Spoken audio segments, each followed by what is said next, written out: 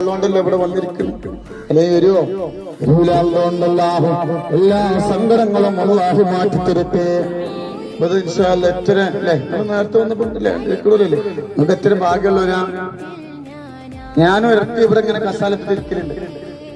കാരണം റഹ്മത്തിന്റെ മാലാഖമാര് വട്ടമിട്ട് പറക്കുന്ന സ്ഥലമാണ്. അതുകൊണ്ട് നമ്മൾ ഇങ്ങനെയിരിക്കും റഹ്മത്തിന്റെ മാലാഖമാര് നമുക്ക് വേണ്ടി ദുആ ചെയ്യുമല്ലാഹു ആ കൂട്ടത്തിലുള്ള നമ്മൾ ഉൾപ്പെടുത്തിട്ട് ഒരു ഫാത്തിഹ നമ്മൾ ഓതും.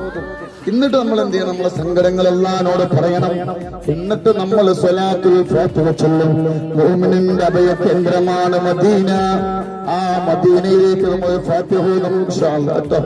അല്ലാഹു ബർക്കത്ത് ചെയ്യട്ടെ. ഇലാ ഹളറത്തു നബിയനാ വഹബീബിന മുസ്തഫാ മുഹമ്മദിൻ സ്വല്ലല്ലാഹു അലൈഹി വസല്ലം. അൽ ഫാത്തിഹ.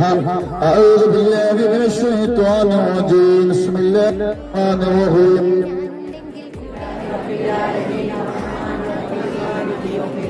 إياك نعبد وإياك نستعين اهدنا الصراط المستقيم صراط الذين أنعمت عليهم غير المغضوب عليهم ولا الضالين آمين.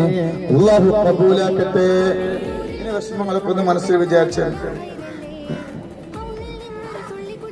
എന്തിനാ നമ്മൾ വന്നത്? വിഷമങ്ങളൊക്കെ അല്ലാഹു മാറ്റി നാളെ മുതൽ നമ്മളെ ജീവിതത്തിൽ അല്ലാഹു ബറക്കത്ത് നൽകട്ടെ.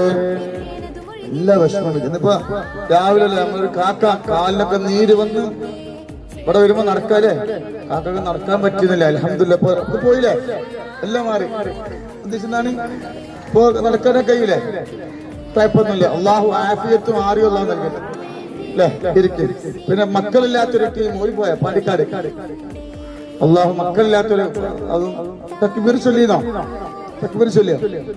പിന്നെ എല്ലാവർക്കും പോതില്ല. ഒരു ദിവസം ആ പെണ്ണ് എന്റെ മുടിയൊക്കെ കൊഴിഞ്ഞു പോകും.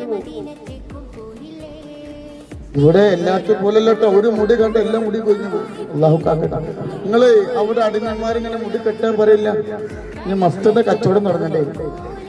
മുടി കാണിക്കരുത്, ഇത് കാണിക്കരുത്. റഹ്മത്തിന്റെ ഇവിടെ നല്ല മുടി, ഒരൊറ്റ മുടി പോലും കാണാം പാടില്ല. അല്ലാഹു കാത്തുരക്ഷിക്കട്ടെ. ഇബ്രാഹിം നബിയുടെ ചരിത്രം പറയാൻ സമയമില്ല കേട്ടോ. അല്ലാഹു ബറക്കത്ത് ചെയ്യട്ടെ. അപ്പോ നമ്മൾ സ്വലാത്ത് ചൊല്ലും. വിഷമങ്ങളൊക്കെ അല്ലാഹു മാറ്റി തരട്ടെ.